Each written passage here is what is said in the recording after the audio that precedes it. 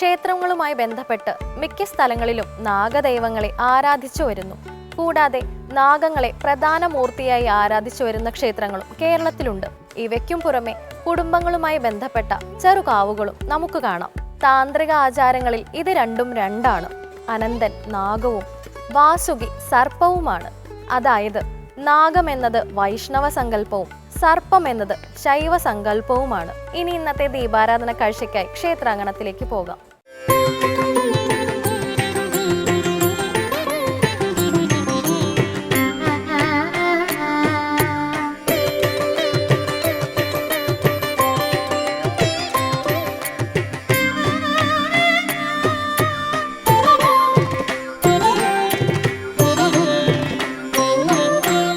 ഇത് കാരിക്കോട് ഭഗവതി ക്ഷേത്രം. വന്ദിക്കുന്നവർക്ക് ആനന്ദമൂർത്തിയും നിന്ദിക്കുന്നവർക്ക് സംഹാരരുദ്രയുമായ സാക്ഷാൽ ഭഗവതി ഇവിടെ ഭക്തർക്ക് എല്ലാവിധ അനുഗ്രഹങ്ങളും നൽകി കുടികൊള്ളുന്നു.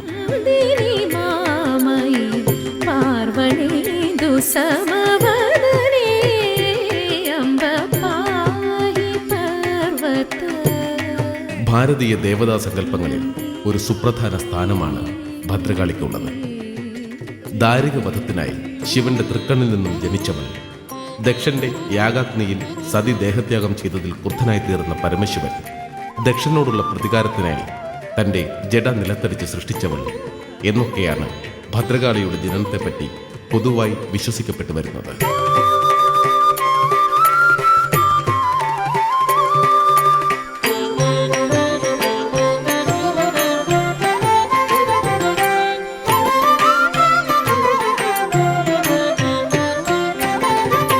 തിന്മയുടെ മേൽ നന്മയുടെ വിജയമാണ് ഭദ്രകാളി സങ്കല്പത്തിലുള്ളത്. ബ്രഹ്മാവിൽ നിന്നും വരസിദ്ധികൾ നേടിയ ദാരികാസുരനെ തോൽപ്പിക്കാൻ ബ്രഹ്മാവ്, വിഷ്ണു, സ്കന്ദൻ, ഇന്ദ്രൻ, യമൻ തുടങ്ങിയവർക്കൊന്നും തന്നെ കഴിയാതിരുന്ന അവസ്ഥയിൽ സാക്ഷാൽ ശ്രീ പരമേശ്വരൻ ലോക സംരക്ഷണാർത്ഥം തന്റെ തൃക്കണ്ണു തുറന്നു. അതിൽ നിന്നും അന്നുവരെ പ്രപഞ്ചം ദർശിച്ചിട്ടില്ലാത്ത വിധത്തിൽ ഭീകരവും രൗദ്രവുമായ ഭാവത്തോടു കൂടിയ ഭദ്രകാളി ഉടലെടുത്തുവെന്നും ഈ കാളി ദാരികനെ നിഗ്രഹിച്ചു എന്നുമാണ് ഐതിഹ്യം.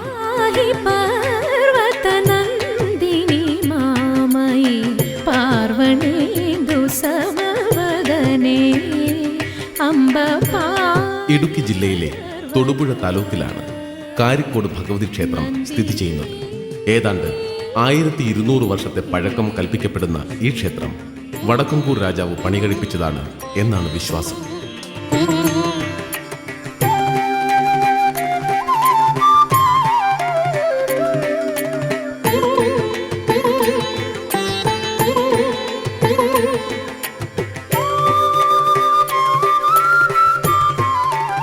വടക്കുംകൂർ രാജകുടുംബാംഗങ്ങൾ കുടുംബ പരദേവതയായി വച്ചാരാധിച്ചിരുന്ന ഭഗവതിയായിരുന്നു കാരിക്കോട് ഭഗവതി.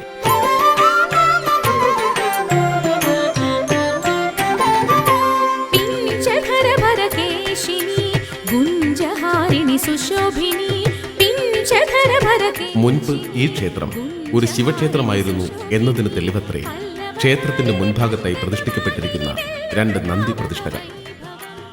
കാരിക്കോട് ക്ഷേത്രത്തിൽ ദേവീ ചൈതന്യത്തോടൊപ്പം ശിവചൈതന്യവും ശക്തമായി കുടികൊള്ളുന്നുവെന്ന് പ്രശ്നവശാൽ തെളിഞ്ഞിട്ടുള്ളതുമാണ്. വടക്കുംകൂർ രാജാക്കന്മാരുടെ ആസ്ഥാനമായിരുന്ന കാരിക്കോട് ദേശം സമ്പന്നമായ ഒരു സംസ്കാരം പേറുന്ന സ്ഥലമത്രേ. കൊട്ടാരങ്ങളും കോട്ടക്കൊത്തളങ്ങളും സ്ഥിതി ചെയ്തിരുന്നു എന്നതിൻ്റെ തെളിവുകൾ ഇന്നും ഈ പ്രദേശത്ത് അവശേഷിക്കുന്നു.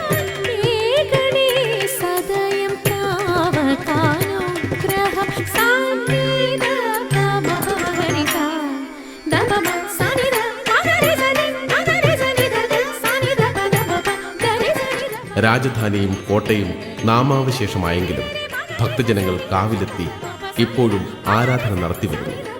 നാഗരാജാവിൻ്റെയും നാഗയക്ഷിയുടെയും കൂടാതെ മറ്റു പ്രതിഷ്ഠകളും നിത്യപൂജയ്ക്കുള്ള ക്ഷേത്രവും ചരിത്ര സത്യങ്ങളുടെ മായാത്ത സ്മരണകളായി ഇപ്പോഴും കോട്ടപ്പറമ്പിൽ നിലകൊള്ളുന്നു.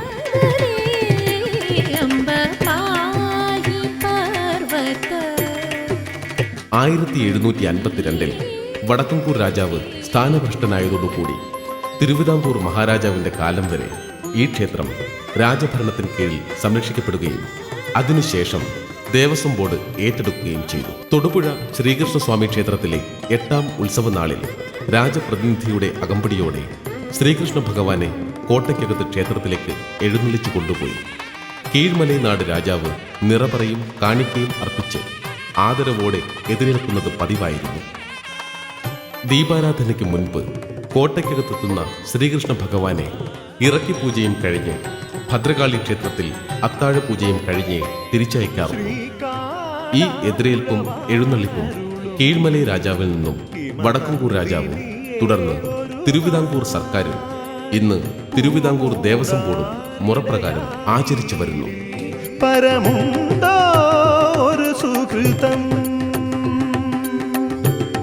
മുൻപ് കടയത്തൂർ കദളിക്കാട് കുടുംബത്തിലെ മുതിർന്ന കാരണവർക്ക് ദേവിയുടെ വെളിപാടുണ്ടാകുമായിരുന്നു. ഇതിനെ തുടർന്ന് വടക്കൻകൂർ രാജാവ് ക്ഷേത്രത്തിൽ വെളിച്ചപ്പാട് കർമ്മം ഏൽപ്പിച്ചു കൊടുത്തു. അക്കാലത്ത് വെളിച്ചപ്പാട് ദേവിയുടെ വെളിപാടുള്ളതിനാൽ ഊരു ചുറ്റാൻ ഇറങ്ങിയിരുന്നുവത്രേ. ഭക്തർ ഭയഭക്തി ബഹുമാനത്തോടെയായിരുന്നു ഈ ഊരു ചുറ്റൽ വേളയിൽ വെളിച്ചപ്പാടിനെ സ്വീകരിച്ചിരുന്നത്.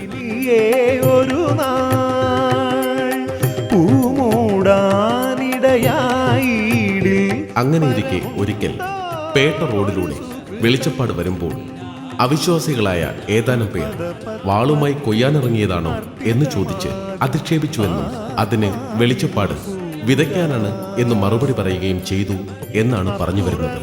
മറുപടിയെ തുടർന്ന് വെളിച്ചപ്പാട് ക്ഷേത്രത്തിലേക്ക് പോവുകയും അധിക്ഷേപിച്ചവരുടെ കുടുംബങ്ങളിൽ ഉടൻ തന്നെ അനർത്ഥങ്ങൾ ഉണ്ടായി തുടങ്ങുകയും അവർ കൂട്ടമായി ക്ഷേത്രനടയിലെത്തി മാപ്പ് ചോദിച്ചുവെന്നുമാണ് വിശ്വസിക്കപ്പെട്ടു വരുന്നത്.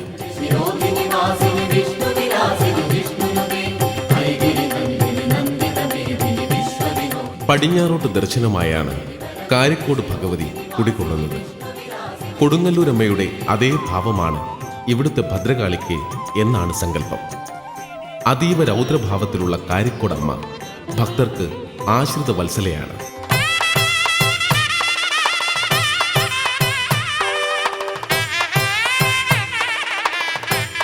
കാരിക്കോട് ക്ഷേത്രത്തിന്റെ സമീപത്തായി ക്ഷേത്രത്തിന്റെ കീഴേടം എന്ന നിലയിൽ 2 ക്ഷേത്രങ്ങൾ സ്ഥിതി ചെയ്തു വരുന്നു.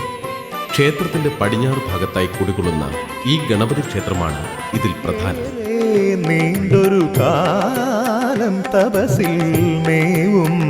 മുറപ്രകാരം നിത്യേന 3 പൂജയാണ് കാരിക്കോട് ക്ഷേത്രത്തിൽ നടത്തിവരുന്നത്.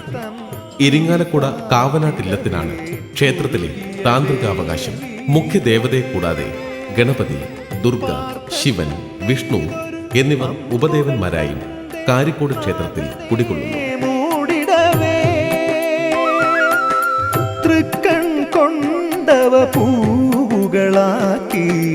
കൂടാതെ ദേവിയുടെ കിങ്കരന്മാരിൽ പ്രധാനിയായ കണ്ടാകർണന്റെ പ്രതിഷ്ഠയും ഇവിടെ കുടികൊള്ളുന്നു. ചുറ്റമ്പലത്തിന് വെളിയിൽ വടക്കുഭാഗത്തായാണ് കണ്ടാകർണൻ കുടികൊള്ളുന്നത്. തിരുവോണം നാളിൽ കൊടിയേറി കാർത്തിക നാളിൽ ആറാട്ടോടുകൂടി സമാപിക്കുന്നതാണ് കാരിക്കോട് ക്ഷേത്രത്തിലെ തിരുവുത്സവം. വളരെയധികം ചടങ്ങുകളുടെ അകമ്പടിയോടുകൂടിയാണ് ഇവിടെ ഉത്സവം നടത്തപ്പെടുന്നത്. തിരുവുത്സവത്തോടനുബന്ധിച്ച് നടത്തപ്പെടുന്ന ഏറ്റവും പ്രധാന ചടങ്ങത്രേ രേവതി എതിരേൽപ്പ്. പേട്ട റോഡിൽ പുരാതനമായ വട്ടപ്പറമ്പിൽ കുടുംബക്ഷേത്രത്തിന്റെ വാതിൽക്കൽ നിന്നും ദേവിയെ എഴുന്നള്ളിച്ച് രേവതി നാളിൽ എതിരേൽക്കുന്ന ചടങ്ങാണ് ഇത്. വർഷത്തിൽ ഈ ഒരു ദിനം മാത്രമാണ് ദേവി പേട്ട റോഡിലൂടെ എഴുന്നള്ളുന്നത്. മുൻപ് തന്റെ വെളിച്ചപ്പാടിനെ അപമാനിച്ചത് ഇവിടെ വച്ചായതിനാൽ മറ്റൊരു കാര്യത്തിനും ദേവി ഈ റോഡിലൂടെ എഴുന്നള്ളാറില്ല. ദാഹം തോന്നിയ നേരം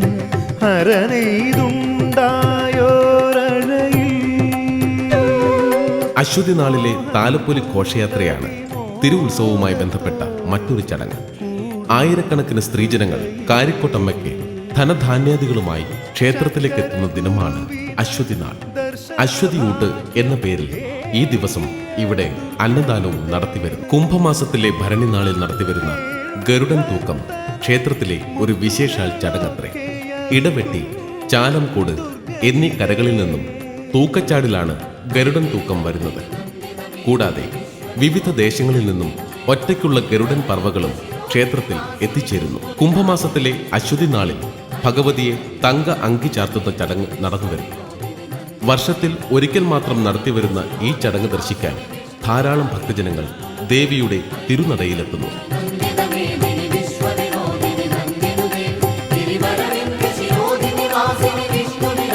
ആശ്രിത വത്സലയായ അമ്മയെ പ്രകീർത്തിച്ച് പന്തൽ കെട്ടി പാട്ട് നടത്തുന്ന ചടങ്ങാണ് പന്തൽ പാട്ട്. ചാലംകോട് ഇടവെട്ടി കരക്കാരാൽ നടത്തപ്പെടുന്ന പന്തൽപ്പാട്ട് ദിവസം ഈ കരയിലെ ഭക്തജന സഹസ്രങ്ങൾ അമ്മയുടെ അരികിലെത്തി അമ്മയുടെ പ്രസാദമായ ഉച്ചയൂണ് കഴിച്ചാണ് മടങ്ങുന്നത്. വർഷത്തിൽ 2 പ്രാവശ്യം നടക്കുന്ന ദേശഗുരുതി നാടിന്റെ ഐശ്വര്യത്തിനായി നടത്തുന്ന ഒരു ചടങ്ങത്രേ. ഗുരുതി സമർപ്പിച്ച് ദേവിയെയും ഭൂതഗണങ്ങളെയും തൃപ്തിപ്പെടുത്തുന്ന ഒരു ചടങ്ങാണത്രേ ഇത്. വർഷത്തിൽ എല്ലാ ദിവസവും കളമെഴുത്തും പാട്ടും നടത്തിവരുന്ന ഒരു ക്ഷേത്രം കൂടിയാണ് കാരിക്കോട് ഭഗവതി ക്ഷേത്രം.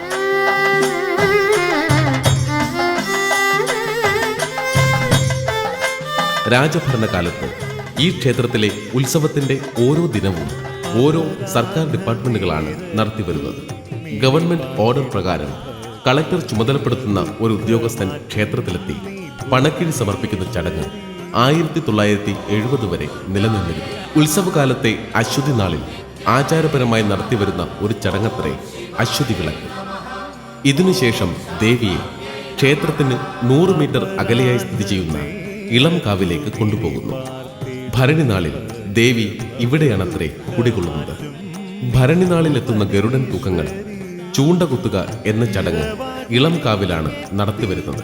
കാർത്തിക നാളിൽ ആറാട്ട് കഴിഞ്ഞാണ് ദേവി ക്ഷേത്രത്തിൽ തിരികെ എത്തിച്ചേരുന്നത്. അശ്വതി നാൾ രാത്രി അശ്വതി വിളക്കിന് ശേഷം കോട്ട കത്തിക്കൽ എന്ന ഒരു ചടങ്ങും കാരിക്കോട് ക്ഷേത്രത്തിൽ നടന്നുവരുന്നു.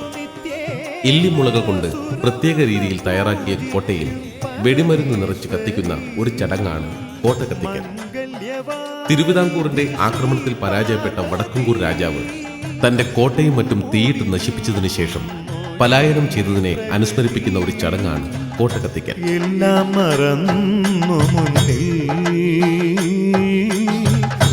തിരുവുത്സവത്തെ കൂടാതെ നവരാത്രി ആഘോഷവും കാരിക്കോട് ക്ഷേത്രത്തിലെ ഒരു പ്രധാന വിശേഷ അവസരമാണ്. തന്നെ ദർശിക്കാനെത്തുന്ന ഭക്തജന സഹസ്രങ്ങൾക്ക് അനുഗ്രഹാശിസുകൾ ചൊരിഞ്ഞ് ഒരു ദേശത്തിന്റെ മുഴുവൻ സംരക്ഷകയായി വിളങ്ങുകയാണ് വിശ്വസിക്കും ഭക്തരെ രക്ഷിക്കുന്ന ഭദ്രകാളി മഹേശ്വരിയായ കാരിക്കോട്ടമ്മ.